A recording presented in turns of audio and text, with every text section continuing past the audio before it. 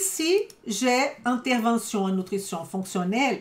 J'ai mis Madame N, dame de 30 ans, comptable, mariée, 2 enfants.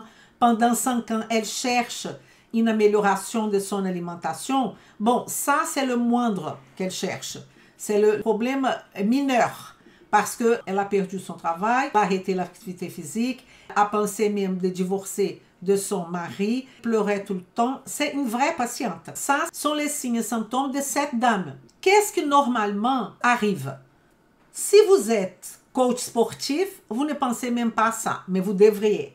Si vous êtes réflexologue plantaire, ça ne vous dit rien du tout, mais vous devriez. Il y a beaucoup de professionnels qui m'ont contacté parce qu'ils n'ont pas une expérience en biochimie, même pas en biologie. Ils font de la réflexologie plantaire, point. Pour nous, c'est une personne qui utilise une technique, tout simplement, parmi d'autres.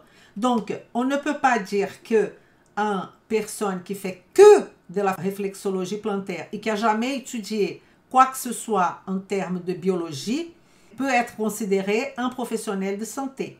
Mais elle peut devenir. Donc, je parle de tout ce qui se passait. On a eu beaucoup de naturopathes, beaucoup. On a eu quelques médecins, mais toujours dans cet esprit, quand vous voyez chez vous, dans votre cabinet, cette situation, vous faites comme ça avec votre tête et vous dites, mais je commence par où là? Il y a beaucoup de signes et de symptômes. Il y a beaucoup de plantes. Donc, la question est quoi faire? Mais qu'est-ce qui cherche la population en vrai? La population, Madame N, elles ont besoin d'un aide professionnel qui traite avec assurance et qui a la perception, pas de signes et symptômes.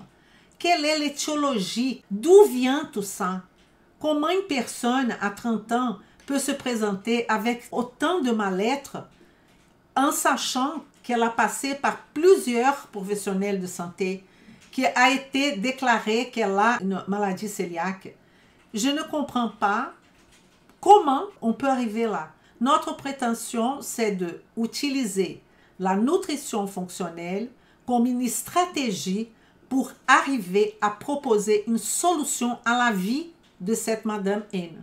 Donc, c'est d'avoir de l'assurance, avoir la perception étiologique de problèmes et évaluer les examens complémentaires.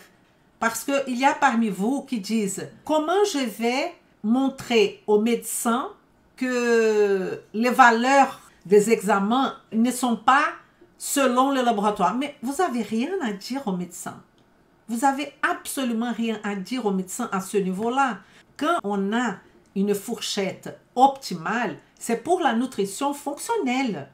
C'est pour faire la prévention, pour éviter d'aller dans l'arbre là-haut. Analyser les sols, analyser la cause, analyser les signes et symptômes et arriver à un plan de traitement fonctionnel et efficace.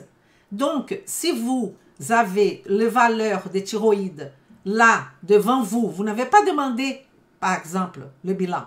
Mais ce bilan-là est venu avec ça. Vous allez interpréter selon le regard de la nutrition fonctionnelle. Il n'y a rien à dire au médecin. Lui, il continue à faire son travail. C'est rien à voir, quoi. Et si vous avez besoin des examens en nutrition fonctionnelle, vous pouvez faire vos examens en nutrition fonctionnelle dans un laboratoire de nutrition fonctionnelle où le patient va payer. Ah, mais il ne veut pas payer. S'il ne veut pas payer, il n'est pas motivé. Vous n'avez pas fait votre boulot. Il n'est pas suffisamment motivé pour arriver à une solution. Vem comigo!